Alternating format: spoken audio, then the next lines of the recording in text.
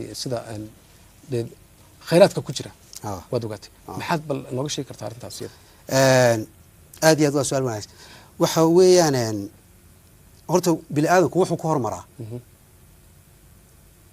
waxa jira principle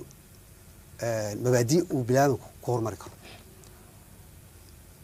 oo qof wal oo qaataaba uu isaguna ku hormari karayo bulshadiisana ku hormarin karayo waxa weeyaan in la helo goobta aad degan tahay ee dalkaaga iyo aqoontii ku duugneyd ee waqtigaasi aad ka soo saari kari lahayd barashadeedii صح khayraadka dabiiciga ah Soomaaliland maxay leedahay waa garto khayraadkii dabiiciga ah 9 shay صح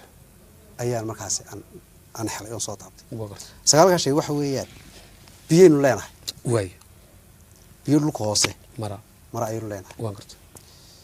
beerna waynu leenahay waa garto xoolihii baynu leenahay waa garto dhir baynu leenahay khayraad waxaan leenahay badiya waa garto oo iyadana inoo yaalla cimilo waxaynu leenahay 12 bilood ba wax aan isbedelayn oo kun sano macdan baynu leenahay waxaynu leenahay duurjoog waa garto oo wild animalki waa garto ayaynu leenahay sideedaasi waxa dheer markaasi oo ka sagaalaad ku noqonaya xoolaynu leenahay xoolahan soo sheegay sagaalka shay aan soo sheegay sideed shay baan soo sheegay sideedda shay ka ku sagaalkii waxa weeyaan khayraad anu haysto inuu khayraad yahay oo aad juqraafi ahaan adduunka halkan kaga naalno waa garto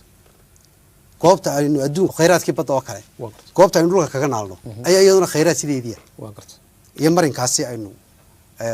leenahay badda waa garto markaa sagaalka shay ayaa waxaan damcay inaan bal hadda baaritaan hortaan ku sameeyo waa garto anigoo isticmaalaya astrometeorology geophysics haystay iyo geophysics aan haystay iyo qaybta research-ka ee community development